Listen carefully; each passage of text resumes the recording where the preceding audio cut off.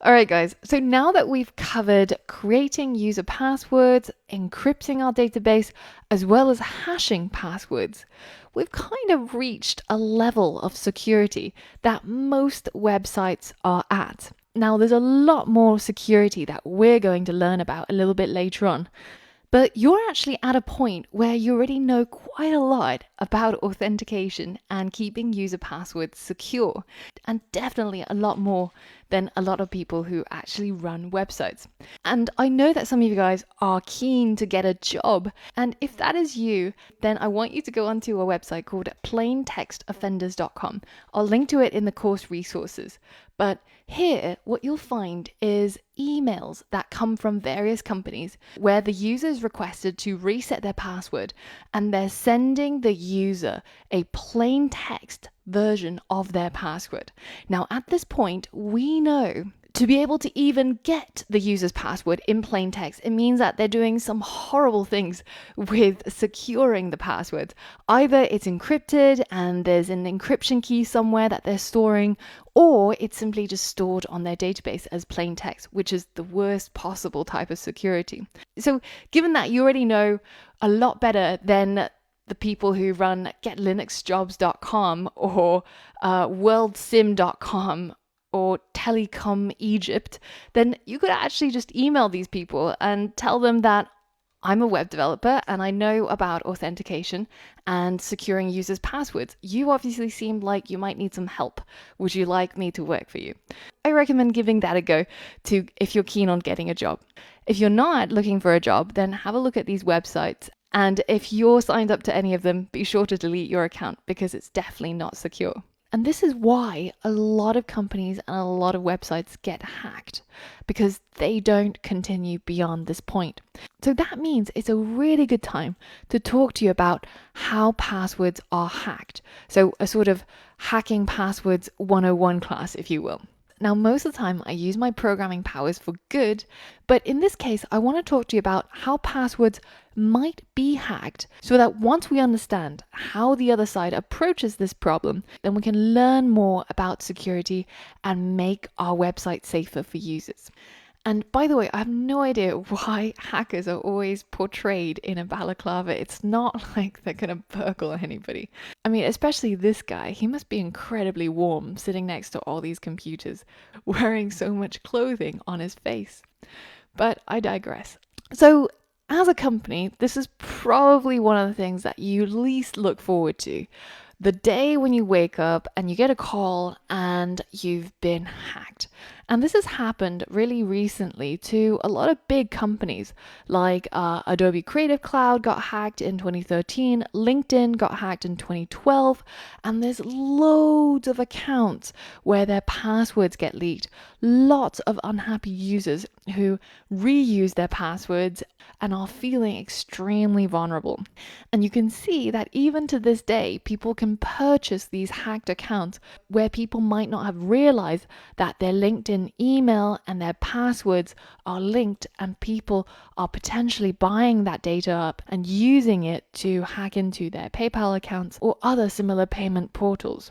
So even if you don't learn anything from this lesson, I recommend just going to this website. I'll link to it in the course resources just for educational purposes, but put in your email address and make sure that if you do have any passwords that show up, change all the places where you use that password. But why is it that all of these big companies are getting hacked and leaking their users' passwords? Are they not at least encrypting or hashing their passwords?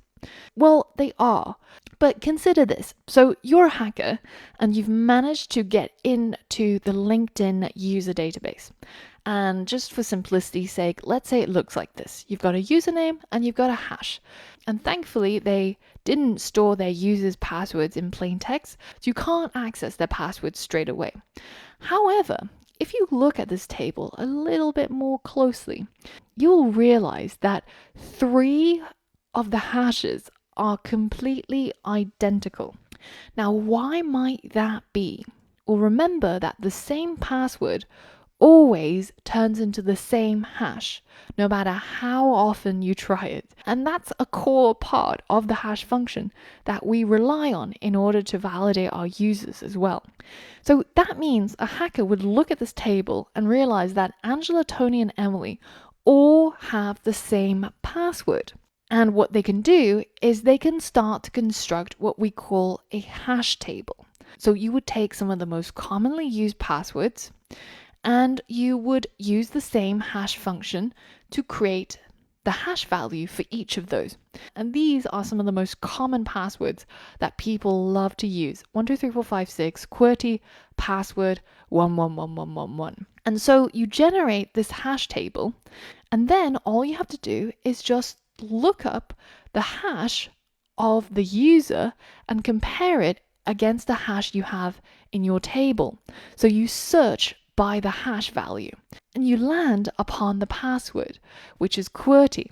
So now you figured out that 3 out of 4 users in this table all have the same password, and it's QWERTY. So what if they didn't use one of the most common passwords and instead they use something else, say their date of birth or their pet's name? Well, let's see how we would make a hash table if we were a hacker. You would probably start with all the words from a dictionary, and this is where the term dictionary attack comes from. You create hashes from all the possible words in a dictionary, and that will only be about 150,000 hashes that you would need to create. And then you add to that hash table all the numbers from a telephone book and all the combinations of characters up to 6 places. And then you add all of these together and you end up with something close to 19.8 billion combinations, which admittedly sounds like a large number, right? How long would it take your computer to calculate that many hashes? So what do? Well, let's go shopping. Let's go and buy some of the latest GPUs or graphics cards, which are capable of parallel processing and therefore are particularly suited to not only Bitcoin mining, but also generating hashes. With one of the latest GPUs, you can calculate about 20 billion MD5 caches per second. So that means with our hash table of 19.8 billion combinations, it'll only take one of these GPUs 0.9 seconds, which is nothing. It's not a lot of time to invest in order to hash so many people's passwords. And to make it even worse, large hash tables have been built for the most common passwords. So because we've had so much data from previous hacks, such as the Adobe one or the LinkedIn one or TalkTalk or Equifax, we know what the most common passwords are that people use. And every year, companies like Splash Data will compile what are the most common passwords, say the top 25. And this is where all of those values that went into our table came from. But you can actually go one step further. There are pre-built hash tables that people have created for the top 10,000 most common passwords. And you can see that MD5 is one of the quickest hashes to calculate. And this is why it's very, very common to find MD5 hash tables. And you can even use Google as a basic hash table. You can paste in the hash that you found from the hacked database. You perform a simple Google search and you come up with the original password. Now, if at this point you're extremely scared and you're wondering, well, what exactly can you do about this? Well, consider that in our user table, there was one hash that was extremely difficult to find, and it didn't match up with any of the hashes in this little simple hash table we built. So what if we put that into Google to search on a larger scale and see if it matches any of the hashes in the hash tables that people have generated? And it doesn't match anything.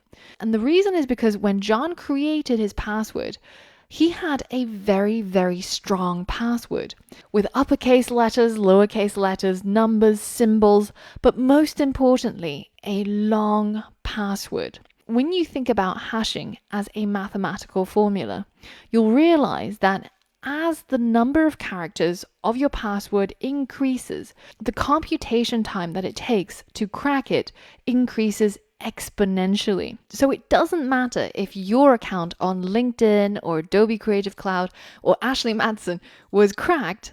As long as you had a strong password, they wouldn't be able to work it out from a hash table. So as an example, there's a website called Password Checker, and you can put in your password and it'll tell you not only the strength, but also how long it'll take various types of machines to be able to crack that password. So let's say that I create a 6-character password composed of a random set of characters, right? 1, 2, 3, 4, 5, 6.